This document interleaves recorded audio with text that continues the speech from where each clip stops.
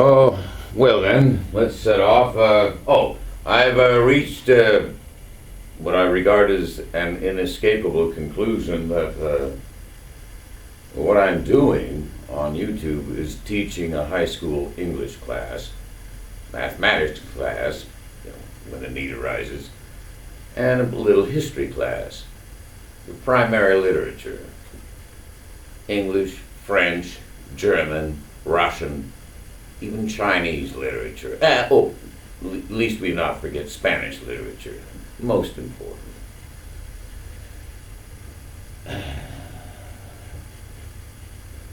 Did you know that Shakespeare and Miguel Cervantes were almost contemporaneous? Cervantes was writing Don Quixote, part of it in prison, I think. Poor man. And Shakespeare was having the time of his life at the Globe Theatre in London. And, they were they lived simultaneously at that time. Just 20 years prior to 1600 and then on up to it. And then, a few years past that, Shakespeare wrote The Tempest, and then that was it. The Tempest was his last play. Oh, and I brought my Boilermaker with me. Boilermaker is beer and whiskey. That's a Boilermaker. You don't mix them together. You drink them separate, of course. And I don't know where I've first heard the word schooner for a glass of beer, but I picked it up somewhere. I don't know when. Maybe when I lived in Bellingham. That could have been it, I guess. I don't know. There was a lot of Canadian English in Bellingham. And I even knew of a guy who had come from Canada, and he had set up a little business. A tiny, tiny hole-in-the-wall restaurant that he served only breakfast, and he served blueberry pancakes. And it was a Friday night, which one of those Friday nights that turned into Saturday morning, when you're young. Fuck, I was wandering around all night long in Bellingham. Finally, I come across his little shop, and I went in and had breakfast. God. And, after he spoke for 10 seconds, I knew he was from Canada. You can just tell.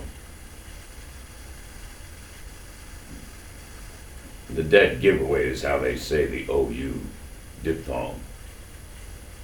They put a little different stress on it than Americans, which I won't demonstrate, but because it forces you to look up the word diphthong, which means two vowels, as an OU. I guess a triphthong might be IOU. You don't want one of those. Well, when you're 18 and you think you know everything, it takes a knock on the head or two to figure out that you don't know practically anything. And you need the rest of your life to figure it out. And, and your best consultants are your own grandparents. They'll help you out. Some. And they'll detect in a moment if you have extortionist tendencies. And if they see that, I know I would. I wouldn't give my grandkid a dime if he had extortionist tendencies. Not one dime. If he's trying to squeeze money out of Grandpa Donnie, well, I'd say go earn it yourself, buddy, or sister, whichever. I got both. One grandson and 4 granddaughters. Oh, wait a minute. Yeah, 4 granddaughters.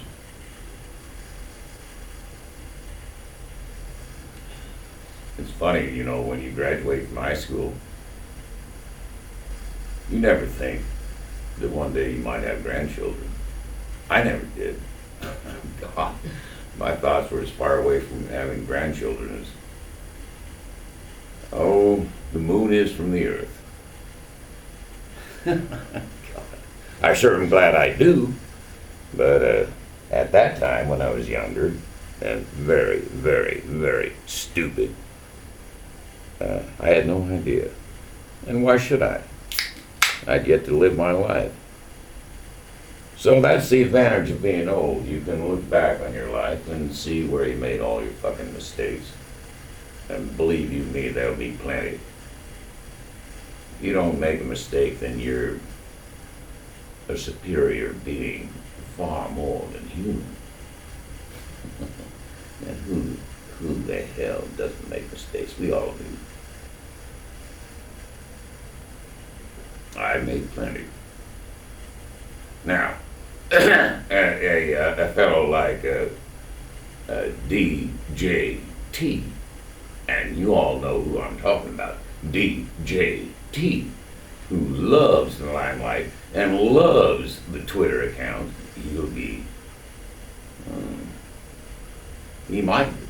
That Twitter account of his might be retracted after he's gone from the White House.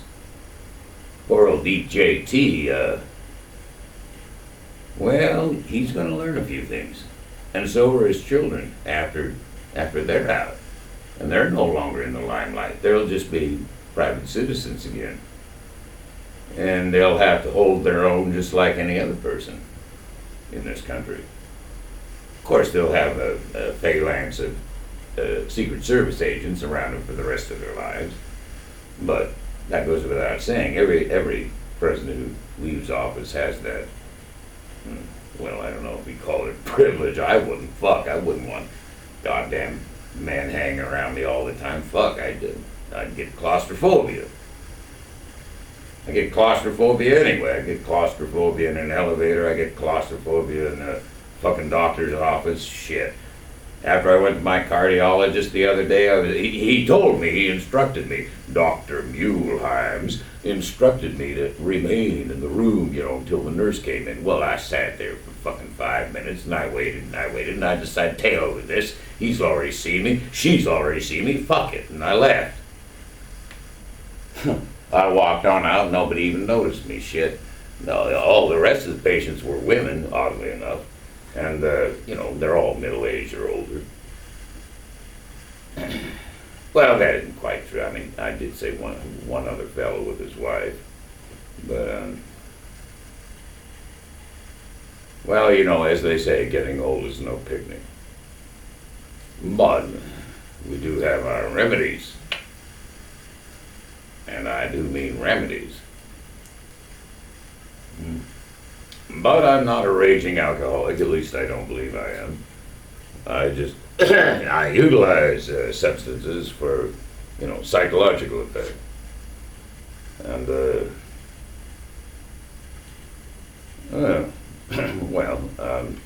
let's see now.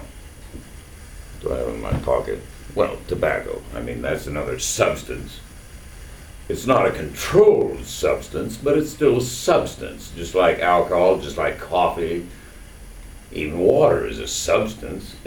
Anything you care to name is a substance or composed of a set of substances.